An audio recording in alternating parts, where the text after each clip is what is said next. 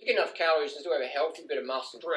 Definitely helps keep you lean. So I was at a running race the other day and I've won it 4 times in a row now. It's a 5k race on the Gold Coast in Australia. So you've got a lot of fit people here. I've won it 4 times in a row. It's a weekly race, 5k, and won it 4 times in a row. Anyway, after the last time I won it, someone was saying, yeah, I've seen you on YouTube, mate. You're the banana dude. You're the high carb, low fat vegan dude. And I've been watching a couple of videos, pretty crazy stuff, but like, isn't there like an 80-10-10 diet warning? Like, isn't it dangerous? You know, once you end up like Christian Bale, here's a picture of Christian Bale here, and that's from the Machinist. So last time I checked, Christian Bale didn't eat just fruits and vegetables to get down to his Machinist weight. But the reality is, what Christian Bale did was starvation. So it doesn't matter what you eat. If you starve, you're going to get really weak. So a good indication of a dietary intake is, can it support elite level fitness? And the answer for 80-10-10 is yes. The answer for paleo primal low carb is no. That's why we don't see a single low carb paleo primal athlete ever.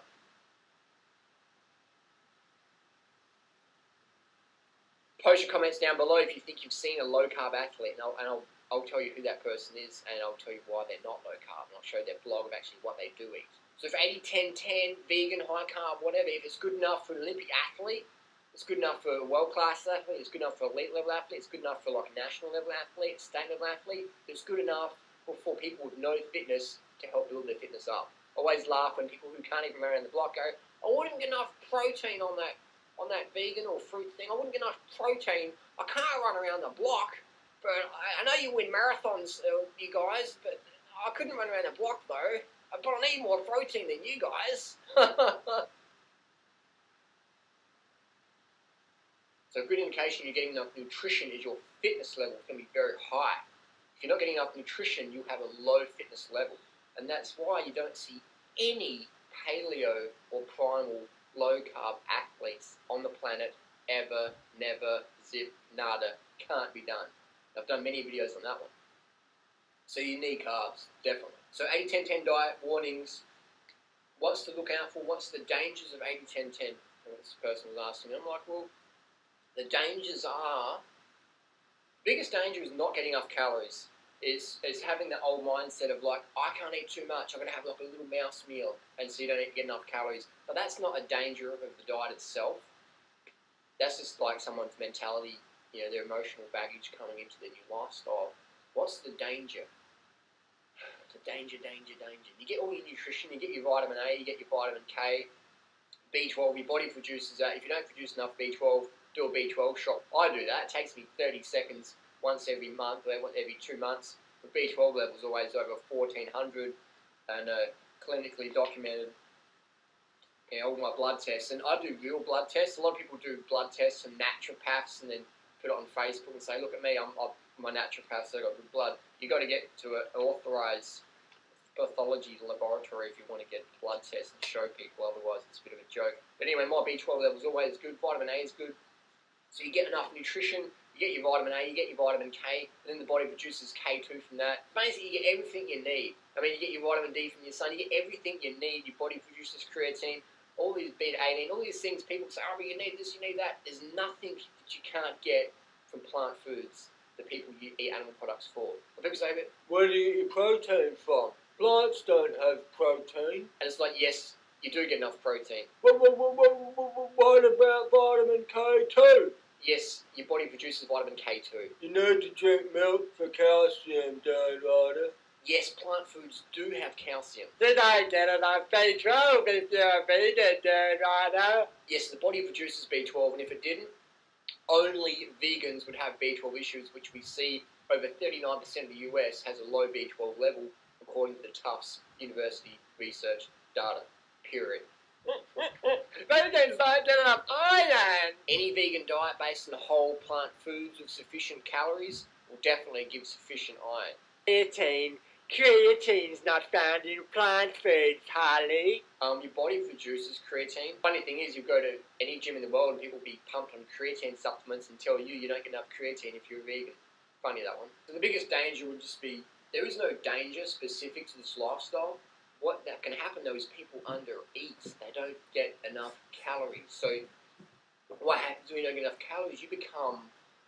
Initially you become very moody and, just flipping out because you're getting glucose exhausted or mild glucose exhaustion, hypoglycemia, things like that. So you're going to have a lot of issues with that. But again, that's like riding a bicycle. It's okay if you ride on the right side of the road and keep your hands on the bars, but as soon as you take your hands off the bars and go on the other side of the road, you're going to have problems, and you're probably going to go, oh, I was a cyclist and that was really dangerous. I did 80-10-10 and it was really dangerous. It's like, no, you had a eating disorder or whatever. You had some issues going on there that you brought into your new healthy lifestyle, and you haven't really changed that. You've brought your old behaviour over here. You've brought your starvation, calorie restriction, anorexic, orthorexic behaviour to 80-10-10, and now you're fucking up, and long term you're just going to hit walls. So the secret is get enough calories. When you get enough calories, you take care of your nutrition. When you get early nights, you take care of nutrition, because if you're not getting enough sleep, you're not going to be absorbing your nutrients as well. And another thing is people forget is fitness. If you're not fit, you're not going to get enough nutrition because you're not using your body like it's meant to be used. The body has to be fit, has to have a base level of fitness to be healthy. I'm not talking, you don't have to run like sub 30-minute 10Ks. I'm talking you have to be fit. You have to be a fit person, capable of basic function. You should be able to chase your kids around and lift heavy objects. And you should have fitness. You should have fitness. If you don't have fitness, you're not healthy. I don't care how clean your diet is. If you're not getting the early nights, if you're not getting the sufficient water, if you're not getting sufficient physical activity on a weekly basis, you're not going to be as healthy as you can be, regardless of how clean you're eating. Doesn't matter. You've got to have those other things. The sunshine as well, the water, the sport, the early nights. Otherwise, people focus on diet, and then they just have late nights on the computer having late night debates or whatever on Facebook, or they're not doing sport. Like, oh, I'm not into competition. I just sit on my ass on the couch and watch apathetic TV shows, but I eat healthy. Or I don't drink water because water's not natural, because all you get your water from like oranges and orange juice. You don't need to drink water because you just drink orange juice. Doesn't work. That's not good. You need water. So there is no dangers. You get every single nutrient from your plant foods, from the sunshine, from your body's produced. There's nothing in animal products that we need that we can't get from plant foods. Otherwise, there would be vegan-specific diseases, which there is not, but people pretend there is. But the reality is every supermarket, every chemist, every pharmacy, every drugstore, every vitamin shop, supplement shop around the world is not vegan-specific, is it? It's not. Fish oil supplements, retinol supplements, all these things animal-derived. Vegans aren't taking these things. Vegans aren't taking these things. These are for meat eaters. These are for the meat-eating consumer. These supplements. The whey protein powder is not for vegans. The retinol supplement is not for vegans. The fish oil supplement is not for vegans. The shark cartilage stuff, the cartilage products. The glandular products derived from thyroid tissue, hypothalamus glands, adrenal glands, bovine adrenaline, the brain tissue that people use in glandulars, that's not a vegan product. And they're designed to be consumed by meat-eating consumers. All the BCAAs, branched-chain amino acids derived from duck feathers. Don't eat vegan because you won't get enough BCAAs, so make sure you have your BCAA supplement from duck feathers and eat your steak. The EPA DHA supplement derived from krill oil is not for vegans. All these products and supplements are designed for the meat-eating consumer. So anyone tells you there's a diet warning or whatever for if you're a vegan or 80-10-10 or whatever, that's nonsense. They're not educated. They're a newbie. They're just following bro science. I'll put my blood test on YouTube. I've been vegan for 11 years. I've got blood tests. I've got like 6 or 7 videos now on YouTube of my comprehensive blood tests from a clinical laboratory, not some backyard quack, homeopath, naturopath, whatever. Not saying those people are bad people, but that's not a legit blood test. I'm sorry. If you're an Olympic athlete and you test positive for drugs, and they say, oh, what laboratory was that? And say, oh, it's my naturopath did it for me. They're gonna, that's not a fucking real test. You need to do it in a full-on lab, man, not some backyard job. Some $300 testing machine or whatever. It's got to be full-on clinical data. Can't be the backyard stuff. So here, there you go. I'm out there. I'm winning the running races. 4 running races in the last 4 weeks. Back to back. Boom, boom, boom, boom, boom. So that's just it. So anyone that says, oh, blah, blah, blah. It's like, look at Durianrider. Dude's fucking winning races, mate. He's fucking dominating. He's on his little fucking banana vegan trip. and he's out there. He's ridden across Australia. He's ridden from Seattle to LA. I can go out training with the fittest cyclists on the planet. I've gone out training with Cadell Evans, Lance Armstrong, Valverde, whatever. That's fine. In the hills, mountains, whatever. I can do that. I can go out for 5, 6, 7 hours with those guys and no worries keeping up in the mountains.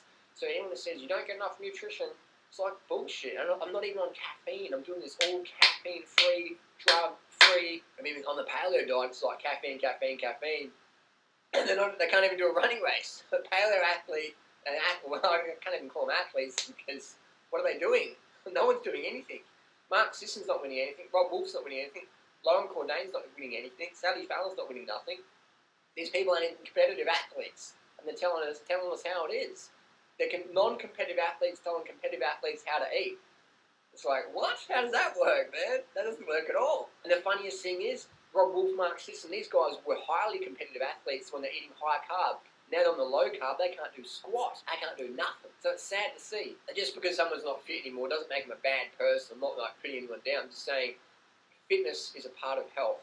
You can't be healthy if you don't have a decent level of fitness. It's just how it is. And you've got to question why all these paleo people sell all these supplement powders and protein powders like Mark Sisson. And nothing personal against Mark Sisson. I mean, I'm critical of his nutrition advice for sure, but nothing personal against him. Mark Sisson sells so many supplements, and he sells the primal protein powder, and that's full of sucrose, it's full of refined sugar.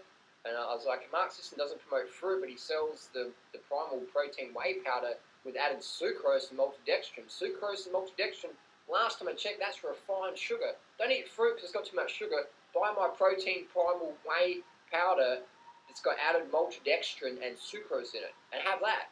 It's like, that doesn't make any sense, but it makes a lot of dollars, I guess. So if anyone's taking a lot of supplements, it's the paleo primal low carb crew. It's the standard Australian, standard American diet. Look at it, man. Look in the supermarkets when people are eating their meat, they're having the protein powders, they're eating their fish, and they're having their fish oil supplements, and it's crazy. So that's just bottom line. Everything you need, you get from plant foods or your body produces. And if anyone tries to sell you anything else, then be wary. Be very wary. Thanks for watching. Don't forget to like, share, subscribe. Post your comments and questions down below. What comments do people tell you about your diet? Thanks for watching. Peace.